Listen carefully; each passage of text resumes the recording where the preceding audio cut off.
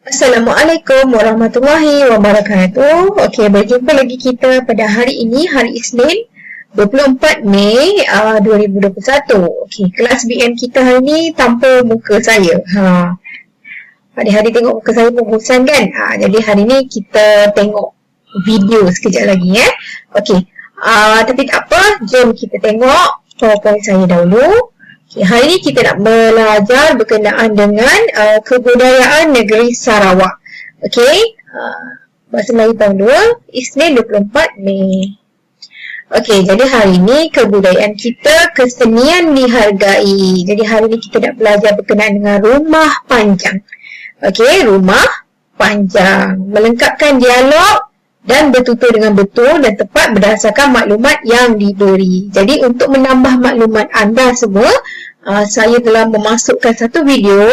Jadi saya nak awak fahamkan, awak tengok pengalaman, perhatikan pengalaman individu ini, iaitu beliau merupakan seorang student ataupun pelajar universiti di Sarawak. Jadi dia tak balik ke Semenanjung, dia orang Semenanjung tapi dia tak balik.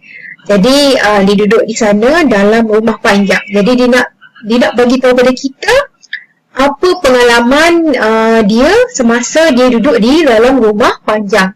Untuk pengetahuan anda semua, rumah panjang tersebut didiami oleh orang Iban, tak silap saya. Kebanyakan mereka tidak kata bukan Islam. Jadi mereka makan benda-benda yang macam orang Cina makan. Jadi kita lihat macam mana dia nak orang kata dia nak membiasakan diri dalam keadaan begitu. Okey, jom. Hari ini saya ingin berkongsi berkenaan dengan pengalaman saya tinggal di rumah panjang Sungai Asap, Belaga, Sarawak bersama dengan keluarga non-Muslim. Hampir 2 bulan bosku saya tinggal di situ.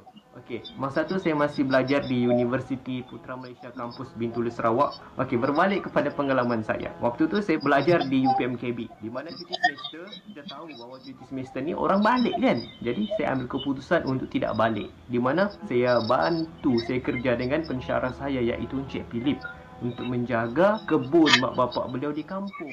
Dan masa tu saya tidak bersendirian sebenarnya. Saya ajak member saya iaitu orang Terengganu, Mak Hakim, dan kami pun pergilah ke rumah panjang tersebut. Itu adalah first time kami pergi rumah panjang dan tinggal di rumah panjang selama hampir 2 bulan, iaitu sebulan 3 minggu. Jadi inilah pengalaman yang paling orang bilang sangat-sangat bernilai sebenarnya. Jadi kami pun di briefing macam mana skop kerja, apa semua. Hari pertama macam biasa, kami pun tak tahu tempat lagi. Datuk tu membawa kami ke kebun berjalan kaki. Untuk sampai ke kebun tu mengambil masa 20 minit bosku. Begitu juga balik 20 minit. Total 40 minit pulang balik. Begitulah sehari-harian kami buat kerja selama sebulan 3 minggu, hampir 2 bulan. Dan sebenarnya amanah kami, tanggungjawab kami bukan sekadar jaga kebun, tapi kami diamanahkan untuk menjaga atuk dan nenek yang ada di rumah itu. Mesti sahabat-sahabat tertanya, bagaimana pula dengan makanan? Sebab tinggal dengan keluarga non-Muslim. Jangan risau bosku. Pensyarah saya dan juga atuk dan nenek ni faham. Mereka asingkan kuali, pinggan, sudu, garpu dan seumpamanya tu untuk kami. Untuk kegunaan kami. Macam kiranya barulah. Itu untuk kami. Yang dorang punya bahagian, dorang punya. Itu untuk dorang guna je. Tengok betapa indahnya. Lagi best lagi bila masa makan. Masa makan kami dah masak kami punya sendiri. Lepas tu, dorang pun masak dorang punya sendiri. Kami makan sama-sama di meja yang sama. Dorang dengan bacaan doa dorang. Kami dengan bacaan doa kami. Lepas saya habis baca doa, kami makan sama-sama di meja yang sama.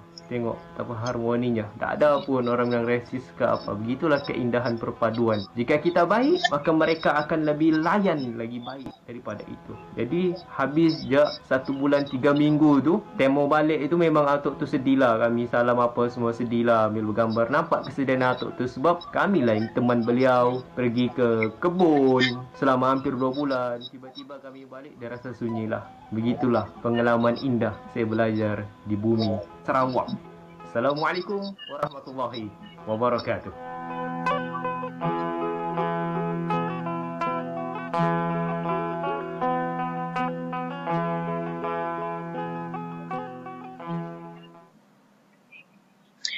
Okey, hari ini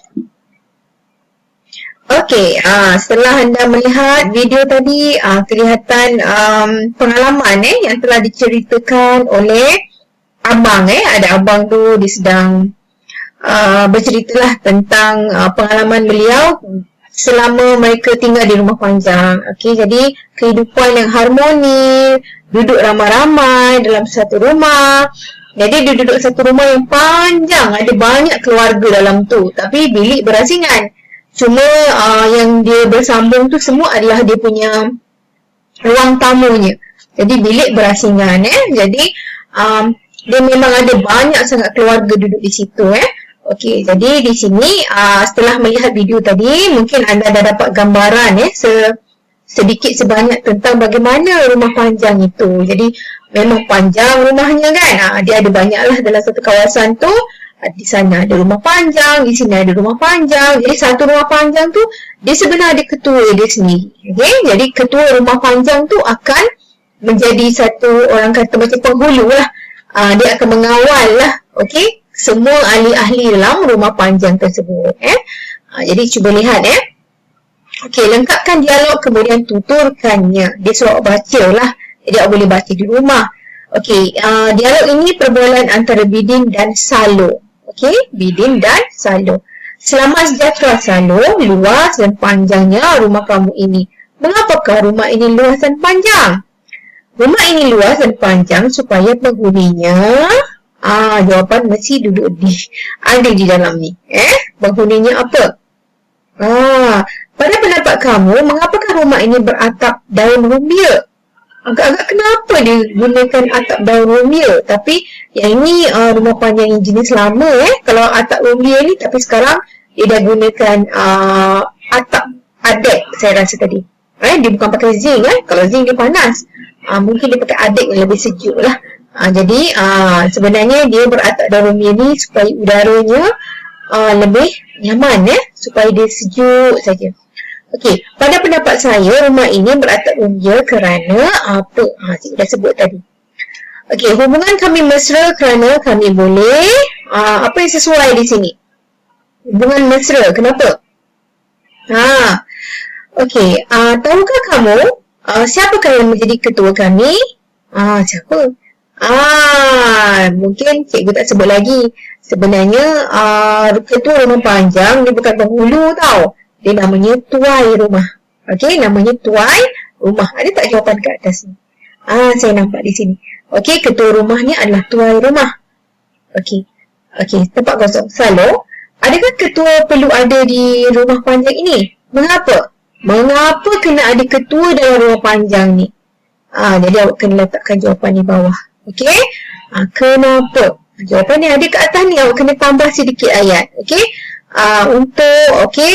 Ketua rumah panjang. Okey?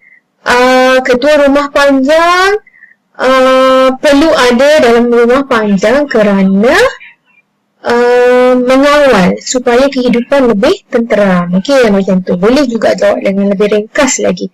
Okey, jadi cikgu nak awak siapkan buku surat ini sahaja. Jawapan memang ada kat atas ni.